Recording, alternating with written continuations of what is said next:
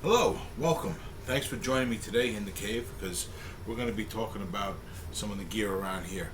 And what better way to start than with my number one, alright? This guy right here, okay? So rather than do a review on this because it's so heavily been modified, I figured I'd just tell you the story behind the guitar. But before I do that, do me a favor. If you like this video, hit the like button and definitely hit the notification bell and the subscription button. This way you get messages whenever we drop a new video, and then hopefully YouTube and the algorithm get the message and put our videos out in front of more people, right? So yeah, we're talking about my number one, right? Why is this okay my number one? Well, what can I say? I started playing when I was younger.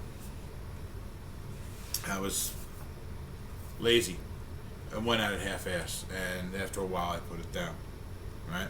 So, and when I say put it down, I basically said goodbye to most of the stuff I had, right?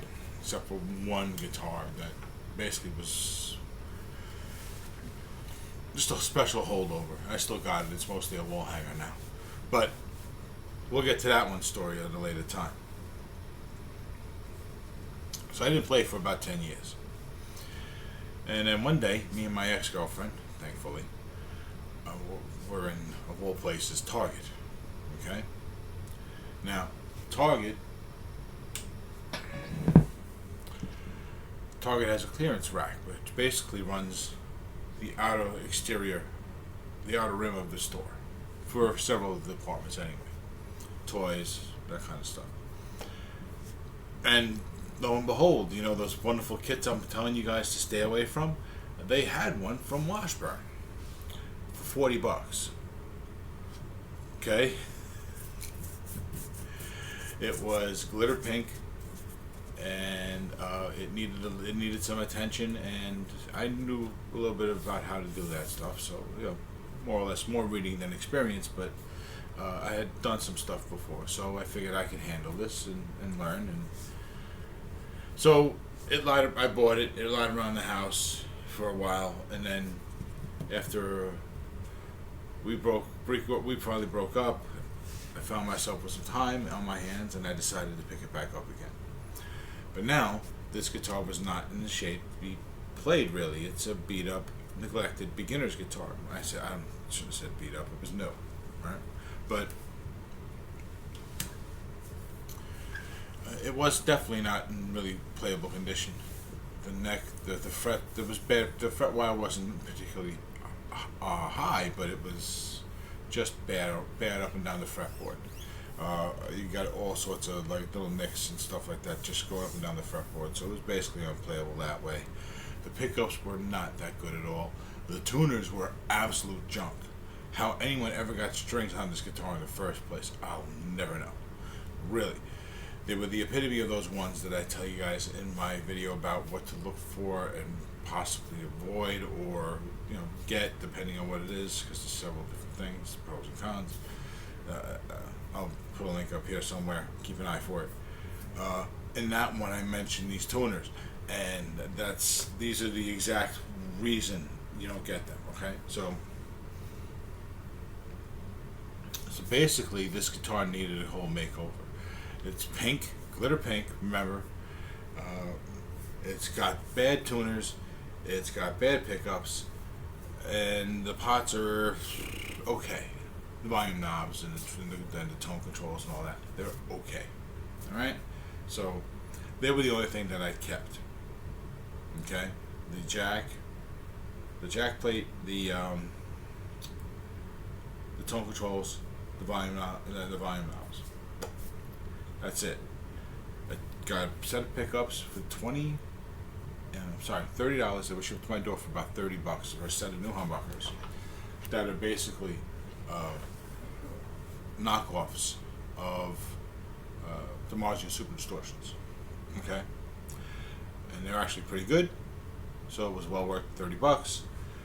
The tuners, I picked up a set of tuners which are basically just standard molded tuners, but they're not the cheap stuff, okay, that I tell you guys to avoid. These are basic quality. They're not bad. They do the job. They could be better, but they could definitely be a hell of a lot worse. So they were $8. So far, $38. Right now, I'm no wiring guy. I can't do a wiring job to save my life. I just never picked it up. So I had a friend wire this all up for me. Friend, acquaintance, someone I know is going to do a good job, and he $40 later he wired up the entire guitar, and it's been great since.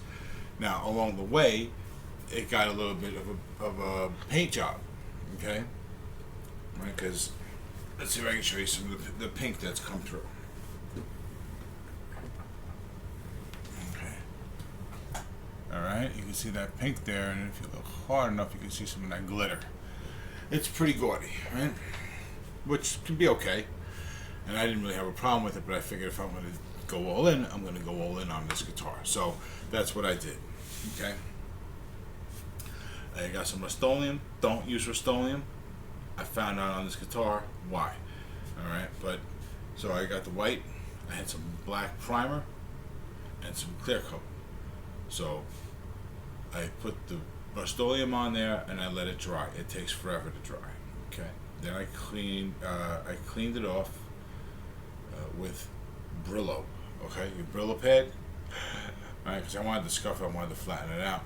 And the soap, when you clean it off, right? I cleaned it off with a damp rag, and what little bit of residue was left, it actually split and crackled the black.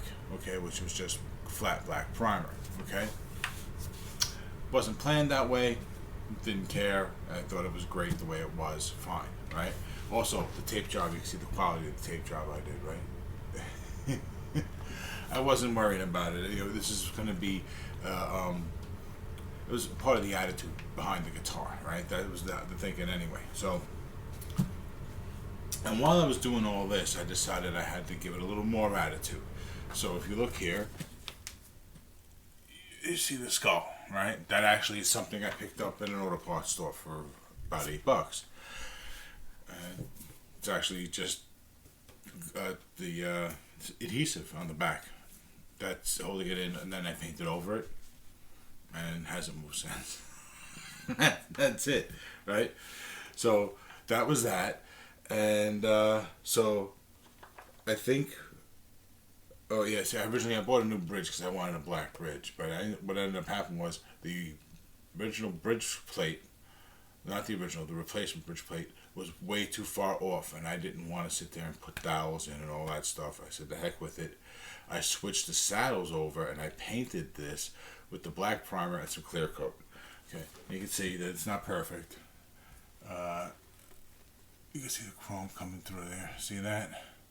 Okay, where that's where my palm rests. So, but it wasn't meant to be perfect in the first place. It was just supposed to be like the guitar equivalent of punk rock, kind of like an attitude. You know what I mean? A little bit of let's go to war. Every time you're playing out or something, it's like going to war. You know what I mean? And it's about having an attitude, and being an attitude in a guitar, and that's what I did.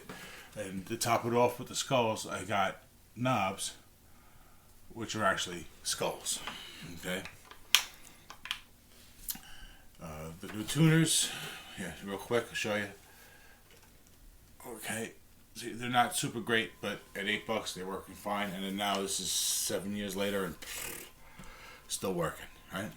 So, and oh yeah, the strap locks. See strap locks. These are $6. Okay. Like that, you just push pull to take these off, and I'm planning on doing a video on how to install a set as soon as I get a guitar that needs a set. Okay, so we'll do one eventually. And this guitar has been because that's how this guitar has become my number one, right? This guitar has it's been my road warrior. You know what I mean? It's been the guitar that I sit down and I practice with, and I played with, and I got I want to say better again. If I could say that without sounding egotistical, I wasn't great to begin with, when I was younger. So, but it's something that, it's been part of my journey. It's been part of that rebirth, if you want to call it that. Okay? So, this is number one. All right, this is about it, guys. This is around the amount of time I want to spend on these videos. I was hoping I could get through this fast to show you something else, but definitely come back. Please subscribe. Hit the notification bell, because we're going to do a review on this. This is the guitar that I use. This is the amp that I generally play out of when I'm playing anything at all for this show. So I figure I'll introduce that and do an ownership review of this, and how owning a used amplifier has affected me, that kind of stuff. So that'll be coming up.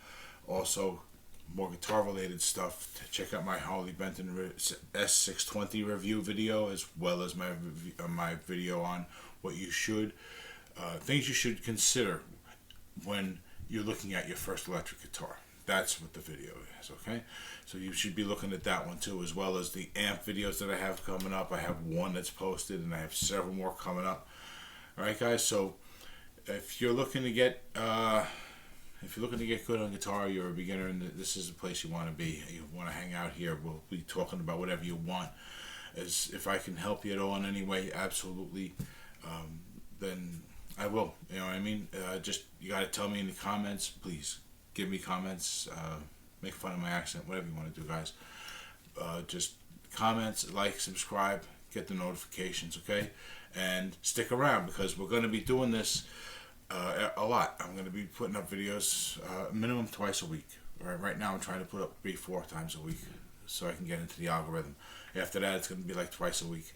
So we're going to, and I want to do whatever is going to help you, okay?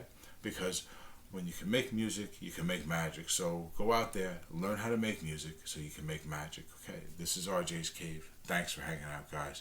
I'll see you next time. Take care.